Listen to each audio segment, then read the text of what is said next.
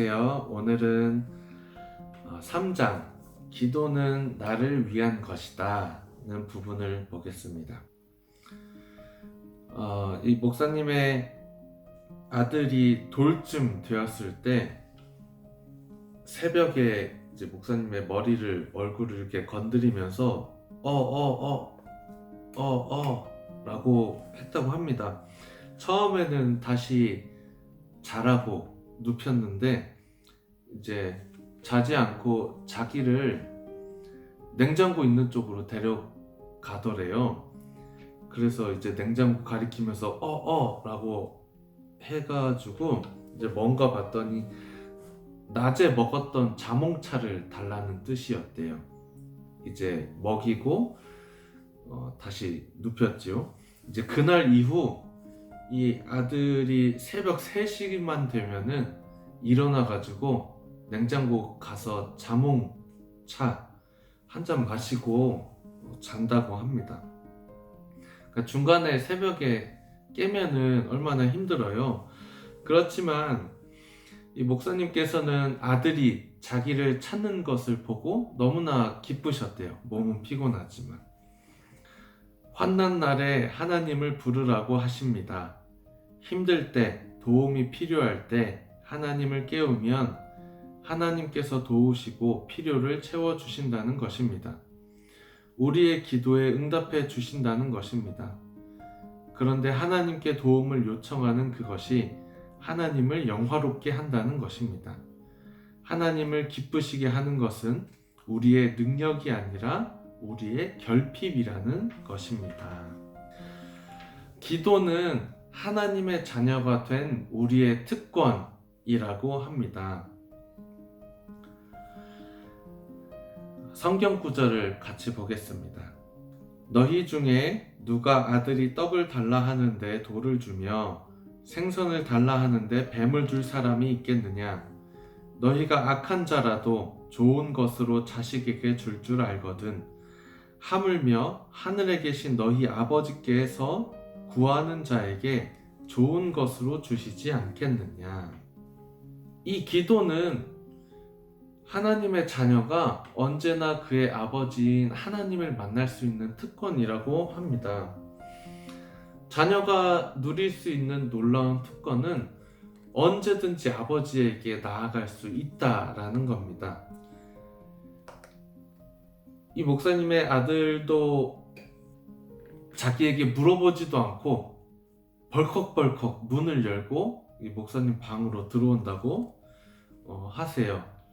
그러니까 무릎 위에 앉아서 막 목사님이 하시던 일을 못하게도 하고 뭐 그런 거겠죠. 누가 감히 왕 앞에 자기 마음대로 나갈 수 있습니까? 누가 감히 왕에게 당당히 요구할 수 있습니까? 그것은 아들만이 할 수 있는 특권입니다. 하나님께서 내 아빠 되시고 나는 하나님의 자녀 되었다는 것은 이제 내가 만왕의 왕이요 만주의 주가 되시는 창조주 하나님께 언제든지 나아갈 수 있게 되었다는 것입니다. 우리가 하나님 만나기 위해서 하나님과 미리 약속 잡을 필요가 없습니다.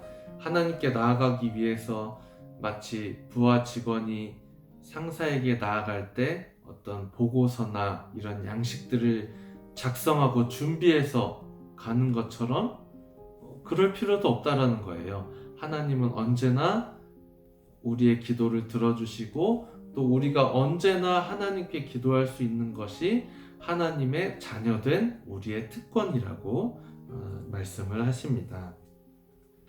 이 세상살이가 얼마나 힘듭니까? 얼마나 많은 문제가 우리의 앞을 가로막고 있습니까? 자녀의 문제로 힘들고 깨어진 관계로 밤잠을 이루지 못하는 분들이 있습니다.